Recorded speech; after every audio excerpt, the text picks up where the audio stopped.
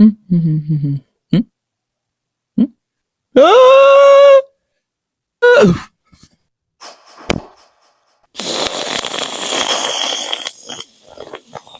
Pokemon, like a lot of companies, has this really bad habit of making something really, really cool and then never expanding on it. The biggest example of this is how pretty much every single generational gimmick is only around for one generation, and then it's never seen again.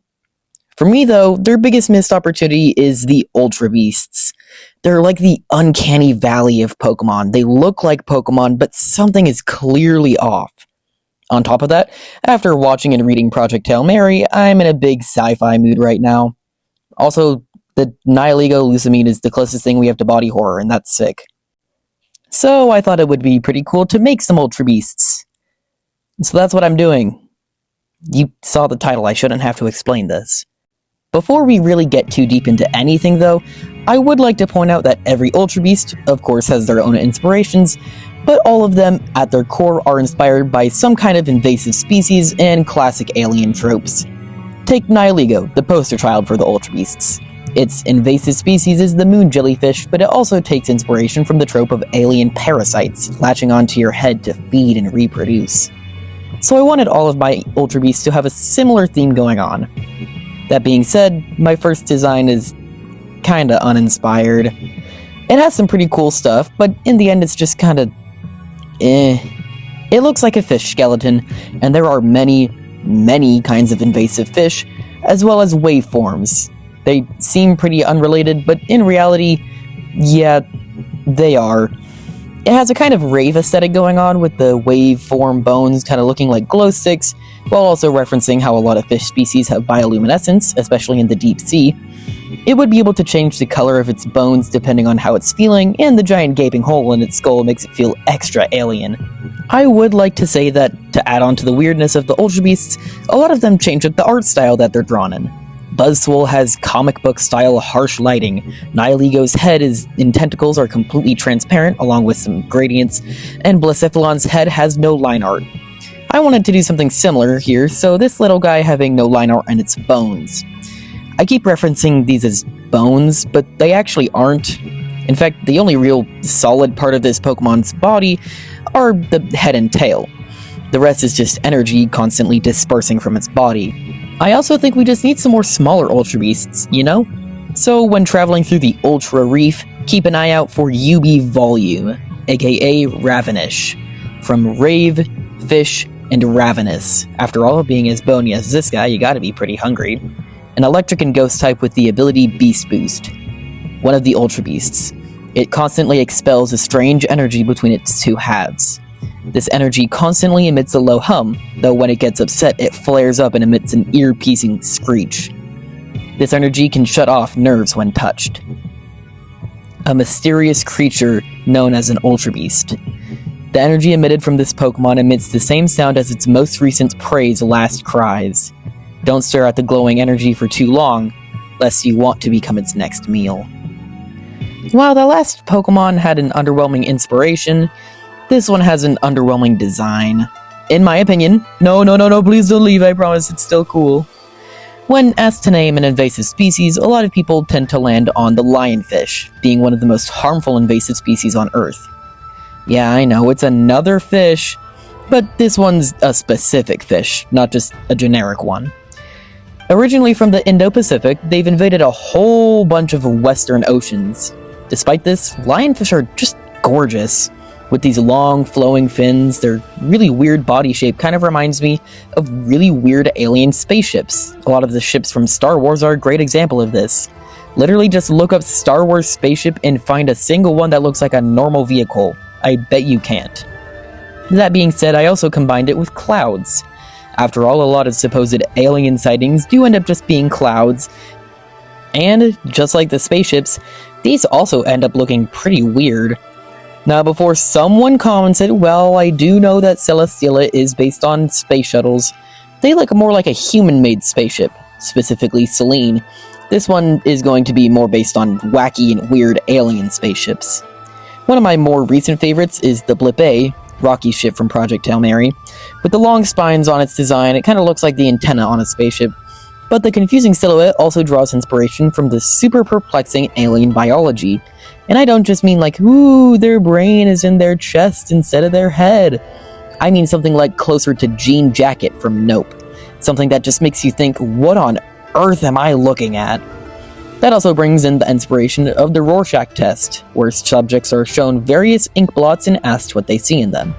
The thing is, there isn't anything in specific, it's just an ink blot. However, the human brain is used to finding familiar shapes and unfamiliar things. So, some people might come up with some pretty crazy things in the ink, like an elephant handstanding on a house while blowing bubbles from its trunk. Similar things could be said about clouds, and since there's the classic game of looking at weird clouds, trying to see something in them. The final inspiration I came up with is Kiki and Booba. Basically, if I showed you these two shapes and told you one is named Kiki and the other is named Booba, which one would you say is which? Odds are you said that this one was Kiki and this one is Booba. All these inspirations come together to make something pretty neat, even if it does just look like a lionfish. Oh well. When exploring the ultra clouds, it's pretty hard to miss UB-Nimbus, aka Venetans, from Venom and Pteros volitans. I probably butchered that. The scientific name for a lionfish, a flying and poison type with the ability Beast Boost. This massive life form is recognized as an ultra beast. It floats peacefully in the high atmosphere until it needs to hunt. The spines on Venetans secrete a unique poison that both paralyzes their prey and makes them float in the air. A strange creature that came from an ultra wormhole.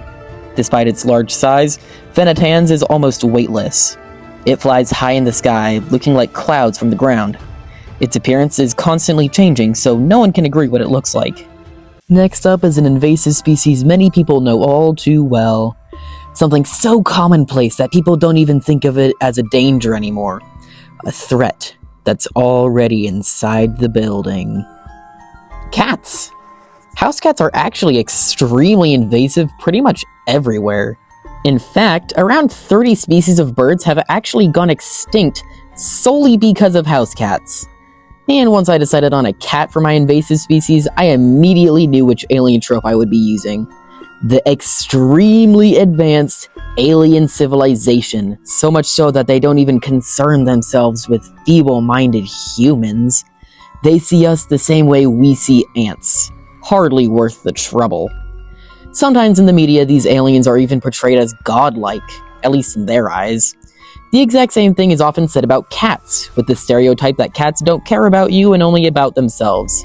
Although this isn't true, your cats probably love you, unless you're a terrible human being. And there is that one theory that aliens made the pyramids, which... no. To reference its Egyptian inspiration even more heavily, it's meant to look like a hairless cat, or a sphinx cat. This works extra well because sphinx cats were super wrinkly, which almost makes them look like a brain, which also references these aliens' extremely high intellect.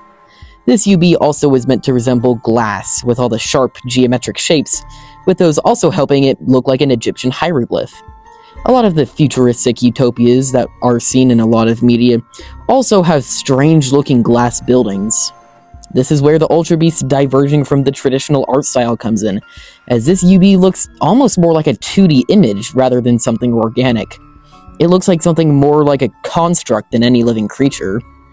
For this design, I actually took a decent amount of inspiration from Fruitiger Arrow, specifically the color scheme, although the blue and green I settled on are also meant to look like the color of glass.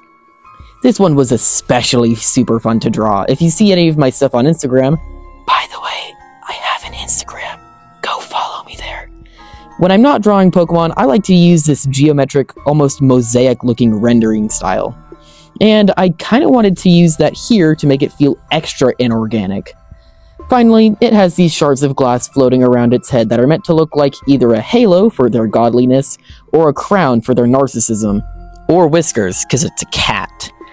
Overall, I think this might be my favorite design of the whole video. Everything about it just feels like it should belong together, and the actual design is just weird enough. When exploring the Ultra Mirror, make sure to keep an eye out for UB Crystal, aka Utapatter, from Utopia, Shatter, and Pitter Patter, as in the sound that cats make when they're walking or running. a psychic type with the ability Beast Boost. This Ultra Beast came from an Ultra Wormhole. It arrived in the Alola region. It did not acknowledge the people or Pokemon around it. Its biology is hard to understand, though it seems to be made from many glass crystals not found on Earth. One of the Ultra Beast's life forms. Its glass-like body is semi-transparent, and looking at the sun through its body can make a person go blind. The many glass shards that make up its body are suspended due to its psychic powers. It despises getting dirty. So far, we've made some pretty clean-looking designs, and what I mean by that is that they don't look like they get dirty very much. This next one, however, that's a different story. Did you know that earthworms are invasive? Well, now you do. Me personally, I've grown up being told that earthworms are super helpful little guys, turning all your leftover food into compost. Turns out they're actually super harmful to a lot of places. One thing that makes a lot of Ultra Beasts feel uncanny is their lack of a traditional face. Nihilego, Xurkitree, Kartana, Blacephalon, Stakataka, even Buzzwole to an extent, have just no discernible face, which makes them really hard to try to feel comfortable around them. Well, earthworms also don't have any discernible face, so that works out great. And just making a worm brings in the inspiration of giant alien worms, though that isn't the main alien inspiration here. For my more queasy viewers, I might recommend skipping ahead to this timestamp, but if you think about it, human mouths are really kind of weird and gross. Pretty much all of our entire exterior is nice and dry, but in the middle of our face we have a giant gaping hole with pulsing flesh, dripping slime, and rows of rocks that we use to grind up our prey. That's gross! Maybe because of this, maybe not, but a lot of aliens have unconventional to us, but equally gross and weird mouths. Many movie aliens have bug-like mandibles and mouths, but the one I'm specifically after is a xenomorph, specifically the mouth inside the mouth. In the key art here, it has one mouth, the outer one, wide open, and its second one is jutting out to complete the worm look, but it also kind of looks like a goblin shark. You may also be able to see here that it's twisted up to look like a drill, which brings in another alien trope. Alien terraforming, or the act of changing the surface of an area to be more fit for life or a civilization. Since earthworms dig around in the ground, I felt like it would be fitting to give it a terraforming or demolition aesthetic.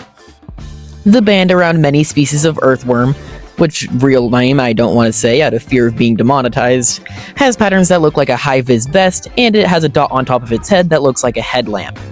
How this one manages to divert the normal art style is with the amount of colors. Most Pokemon only have around 2 to 4.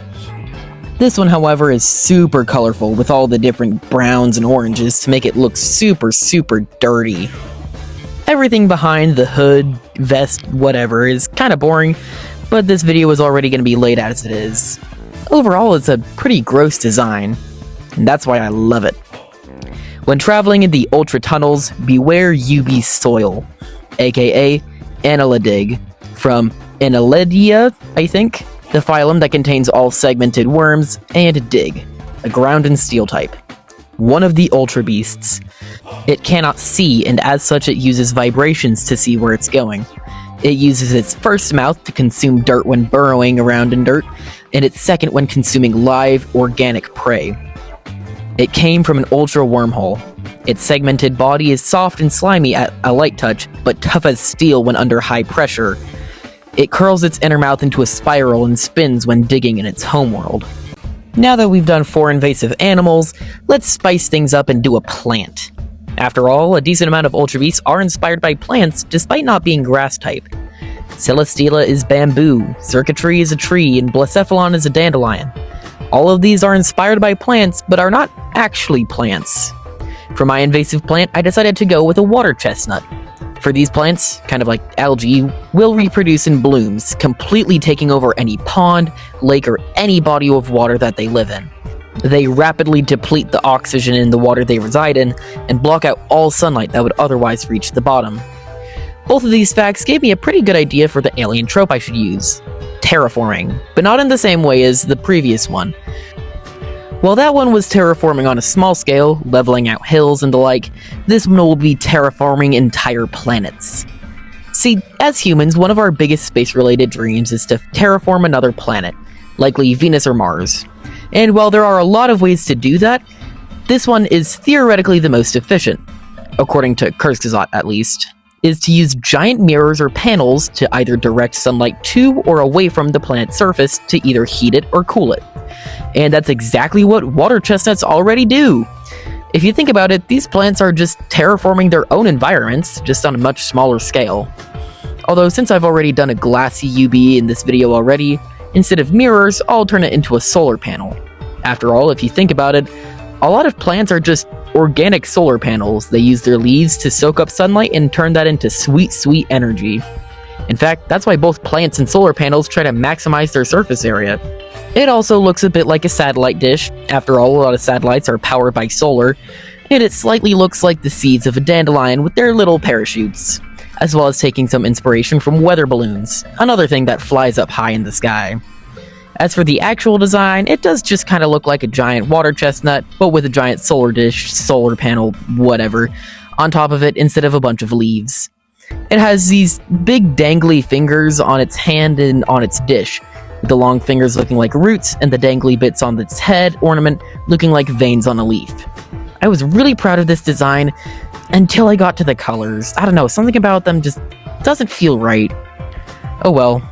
When in the ultra stratosphere, watch out for UB Solar, aka Soltolite, from Sol or Solar and Satellite, an electric and flying type with the ability Beast Boost. It came from an ultra wormhole in the dead of night. The dark surface of its head ornament absorbs nearly all light it comes in contact with. It is also cold to the touch since it also absorbs heat energy. Why it needs this much energy is unknown. One of the Ultra Beasts. It flies high in the sky, holding hands with hundreds of other Soltolite so they don't drift apart while feeding. From the ground, this would appear as if the sun simply disappears behind a very dense cloud. And that's all the Ultra Beasts I've made. I love making UBs, they're just weird enough for my taste. And with Pokemon Winds and Waves taking place in another tropical region, as well as Game Freak proving they're willing to bring back old concepts with Mega Evolution and ZA, maybe Gen 10 will have Ultra Beasts! Or maybe I'm just coping.